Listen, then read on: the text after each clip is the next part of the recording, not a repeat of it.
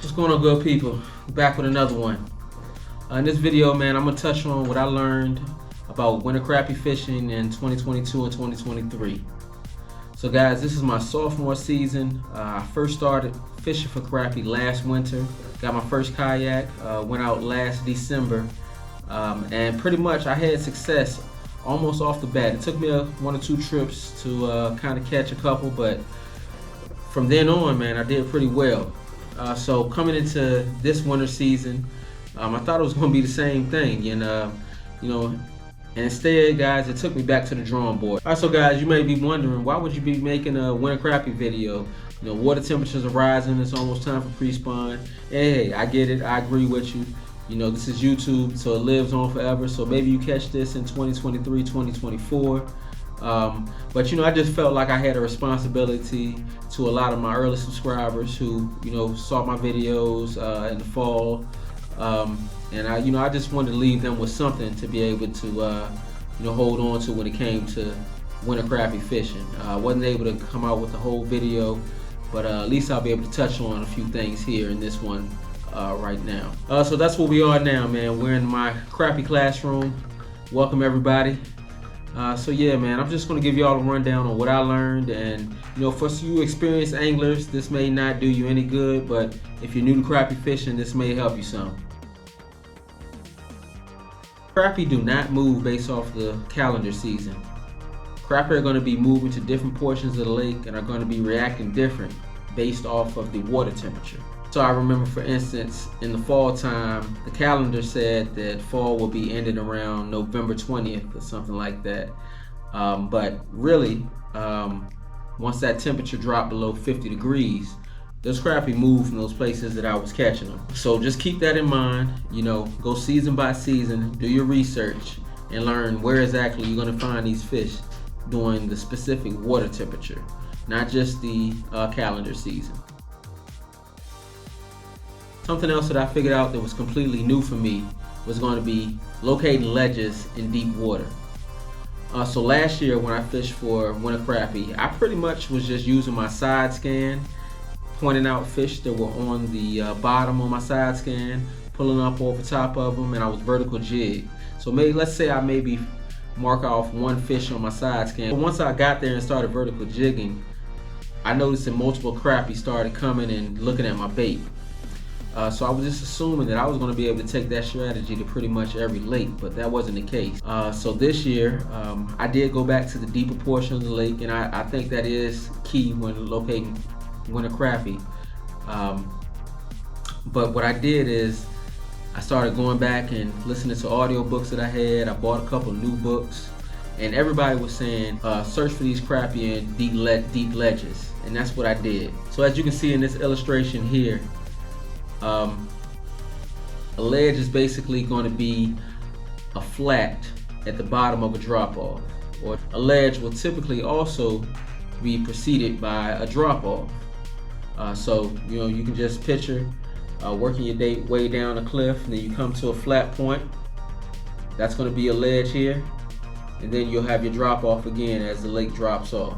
So once you find your ledges on your topographical map, then the next thing to do is you're going to have to mark off a couple, because all ledges won't necessarily hold crappie. Some of these ledges will hold striped bass. Sometimes there'll be a mixture of striped bass and crappie.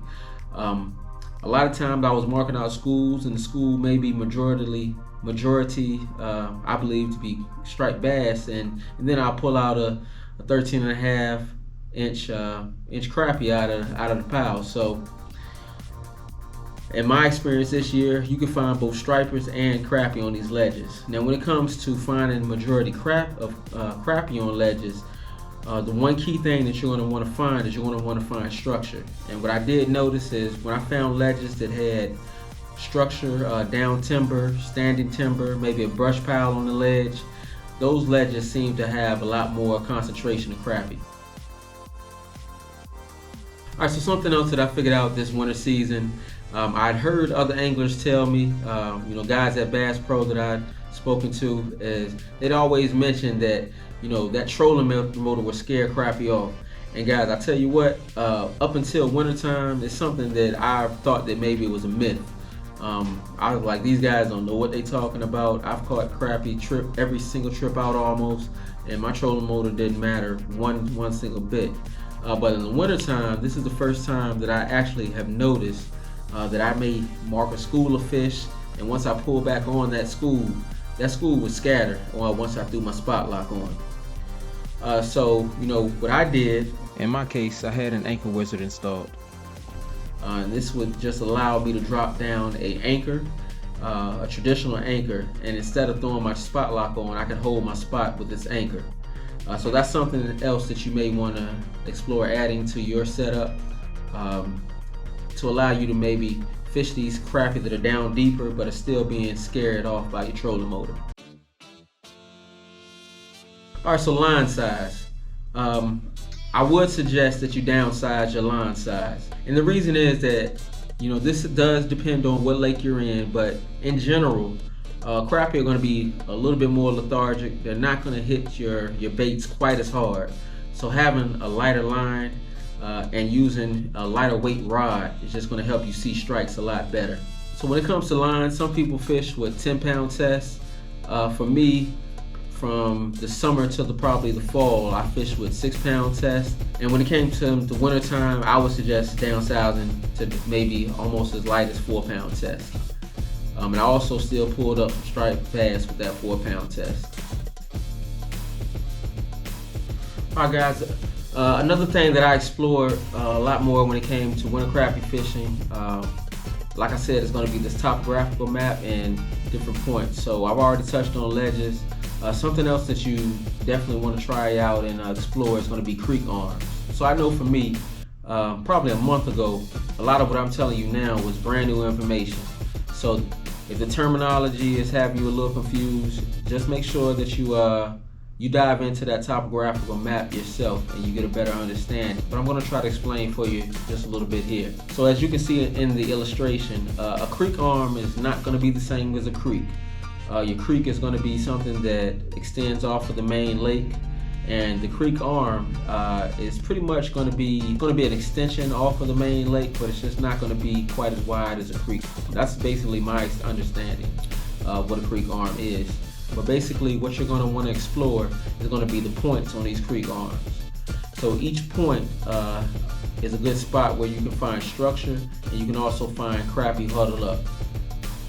And basically these crappie are going to be huddled up waiting for bait fish to be coming out of these coves or coming out of these creek arms, and they'll be ambushing them.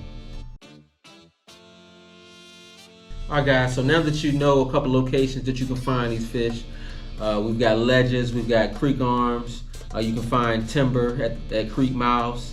Now you've got to put fish in the boat. You've actually got to get them to bite. So the best method that I found this winter is going to be drifting. All this means is allowing the wind and allowing the current to move you through the water and allow your baits to move naturally through the water column. Now all the fish that I targeted were off the bottom. So basically, once I spotted fish on my clear view, on my down imaging sonar, I would then make a waypoint marking those fish that are hanging out on this ledge, and then I would come back and troll back over to that point, turn my trolling motor off, and allow the wind and the current to pull me. I would have 4 rods out, all rigged with a number 2 hook and 2 split shots, and I would pretty much just allow that current to drift. And for some reason, these crappie didn't want me trolling at 0.5 miles an hour. They didn't want me trolling at 1 mile an hour. They only wanted me trolling at that 0.3 mile an hour range. So from 0.3 and under, I was catching fish. If I went any faster than that, the bite turned off completely. So yeah, guys, this winter crappie season was pretty rough. But it forced me to go back to the drawing board, and it forced me to reinforce my map reading skills. I can now read a topographical map a lot better than I could in previous times. I got a lot more just base knowledge on crappie in general. It forced me to go back to the drawing board, so you can't keep trying the same thing if you're getting the same results. You got to try to learn something new, right? So depending on what part of the country you're in, the water temp still may be under 50, and crappie still may be in their winter holding patterns, and you can still use this information, tomorrow. But for everybody else that's in the South, man, I just wanted to make sure I addressed the winter crappie fishing season, and didn't move on to pre-spawn and leave you guys in the dark. But yeah, guys, I think I touched on pretty much everything that I figured out. If you have anything that you want to share, just leave it in the comments, man. I'm trying to create an environment where we all learning. I'm not trying to be the best crappie fisherman. I'm trying to be the best fisherman that I could be. So I appreciate each and every one of you guys, as always. And until next time, LFE Worldwide, signing out.